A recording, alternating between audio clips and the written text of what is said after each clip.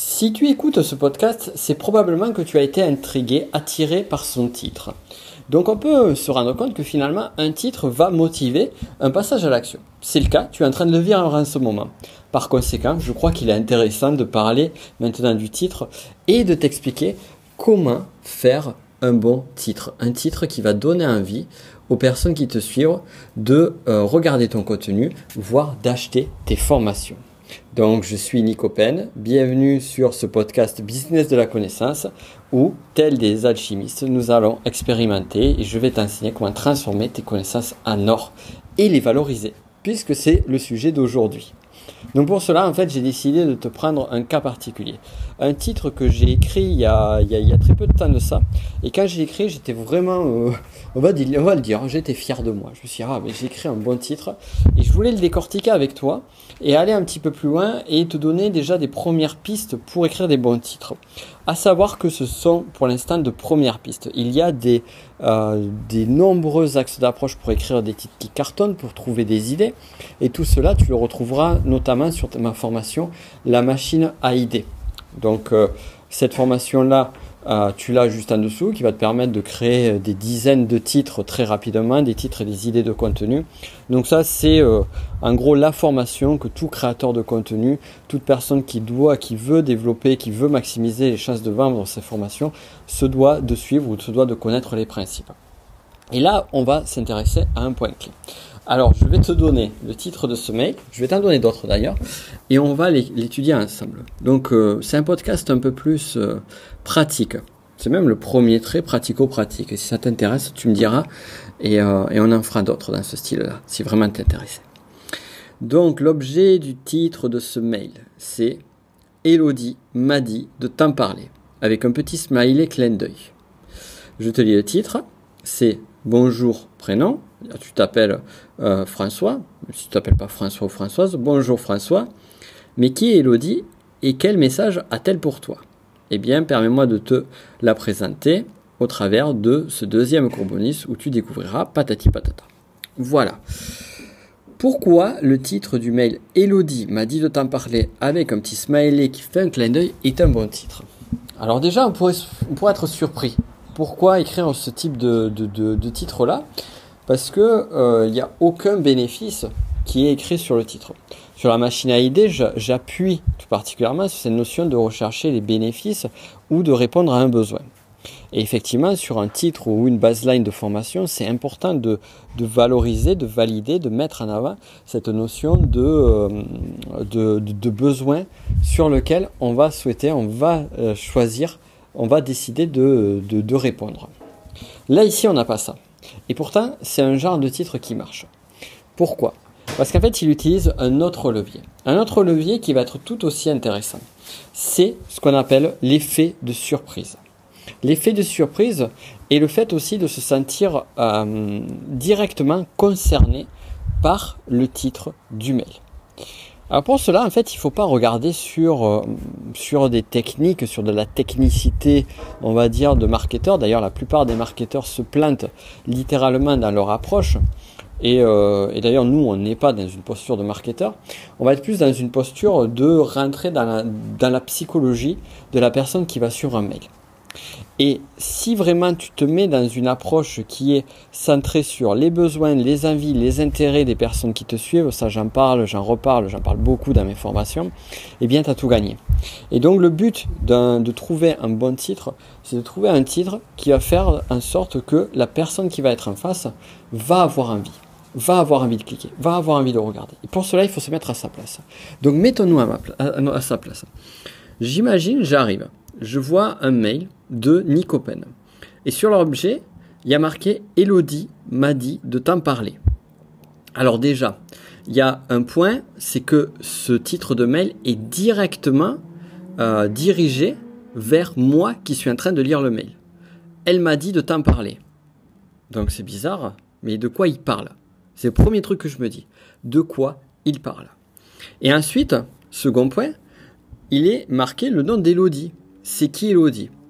Et il se peut d'ailleurs que justement, comme c'est pas pour rien que j'ai choisi le prénom d'Elodie, j'ai choisi un prénom qui est, on va dire, sur une tranche d'âge qui est lié à la tranche d'âge de mon client idéal. Grosso modo. Donc, il y a de fortes chances pour que la personne, le client idéal, ait des personnes dans son entourage ou ait une personne dans son entourage qui s'appelle Elodie. Donc, même si il se dit Nicopen ne connaît pas l'Elodie que je connais, ça va quand même susciter l'inconscient. Ça va travailler sur une autre sphère. Et le cerveau a tendance à faire des associations très facilement, sans forcément qu'il y ait de lien logique, quand on y réfléchit de façon rationnelle, entre ces différentes choses. Donc là, de suite, la personne peut directement penser à une Elodie qu'il connaît. Autre point, si la personne ne connaît pas une Elodie, eh bien du coup, ça va encore plus susciter la curiosité. De quelle Elodie il parle? Donc, on revient sur ce titre. Elodie m'a dit de t'en parler. Et je mets un petit clin d'œil. J'aime beaucoup mettre les smileys et les émoticônes, tout simplement parce que tu les mettes sur des titres, que tu les mettes sur du contenu, eh bien ça va créer quelque chose, ça va apporter une strate émotionnelle. Et du coup, ça va donner beaucoup plus de douceur à ton contenu et ça va donner beaucoup plus de, d'humanité. Ça va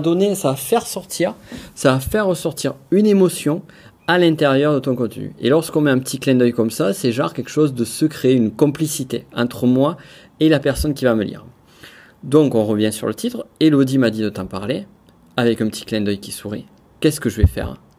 Eh bien, même si je me dis, Elodie, il ne connaît pas d'Elodie, même si je me dis c'est Nicopen, c'est un formateur, c'est monsieur business de la connaissance, donc il ne me connaît pas, donc c'est peut-être un mail qu'il a envoyé à plein de personnes, je vais quand même être curieux. Il m'a dit de t'en parler, c'est quoi qui se cache derrière? Donc je vais cliquer sur le titre du mail.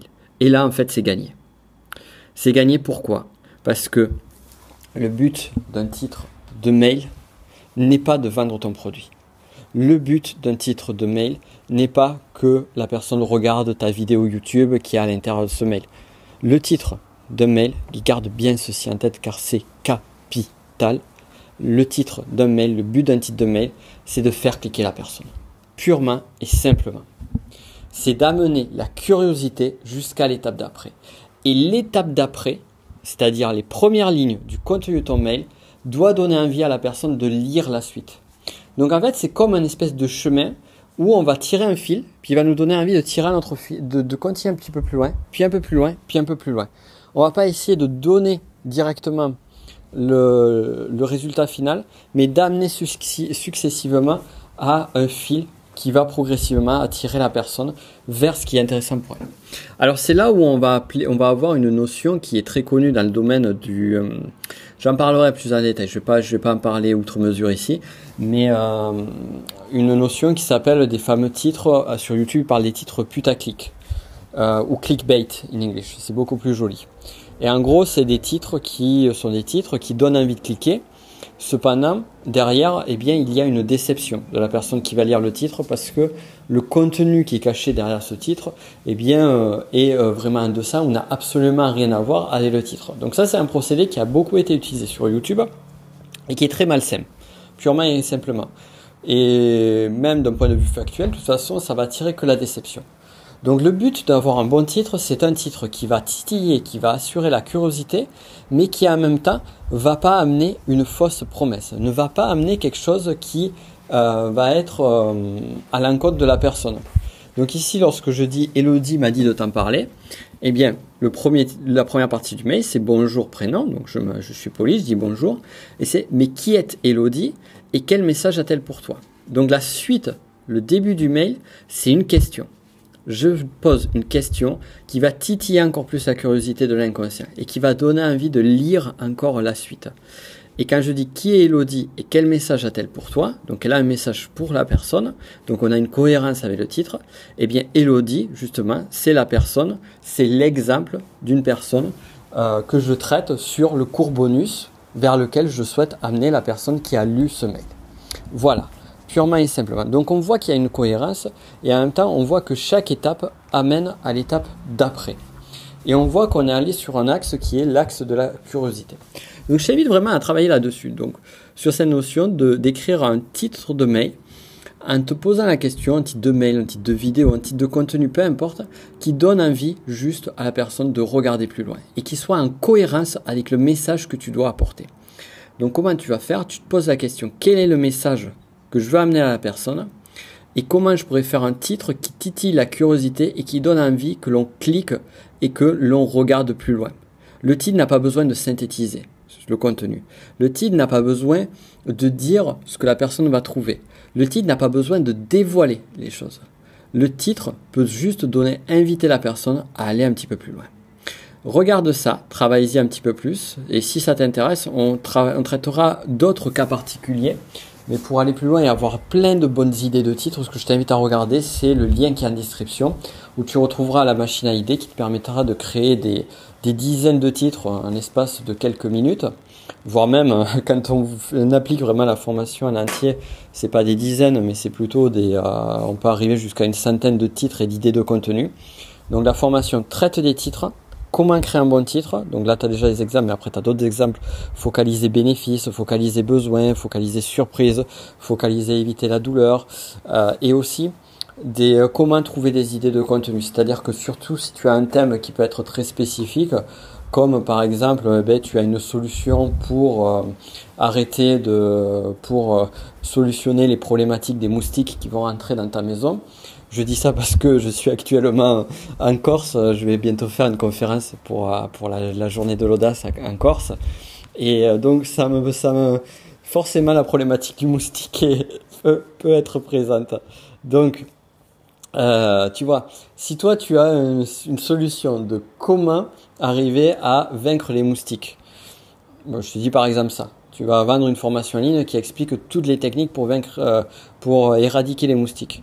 Eh bien, il y a des chances pour que, tu trouves très vite, si tu veux faire du contenu, par exemple, sur YouTube ou sur les réseaux sociaux, qu'à un moment donné, tu sois en cours d'inspiration. Parce que bon, c'est un sujet qui est quand même assez spécifique. Eh bien, avec la machine à idées, tu vas voir qu'on peut arriver à trouver plein d'axes d'approche très intéressants, en accent sur différents angles. Et c'est ces angles-là que je vais te donner. Bon, voilà. Ça, on a fait le tour. Bon, on se retrouve nous pour d'autres podcasts. Ça m'a fait plaisir. Ça faisait un moment que j'avais pas fait de podcast, que j'avais pas enregistré de podcast. Alors figure-toi que ça me fait énormément de plaisir, énormément de bien. J'adore ça. J'espère que toi aussi, si tel est le cas, je t'invite à vraiment me faire une note, si tu peux, sur les plateformes de podcast, comme par exemple Apple Podcast, me faire une note avec un commentaire de ce que tu as pensé de ce podcast. Ça serait super, super sympa de ta part. Et dans tous les cas, on se dit à très vite pour d'autres contenus et puis pour d'autres astuces et d'autres choses très subtiles que tu trouveras nulle part ailleurs. Je te dis à très vite. Ciao.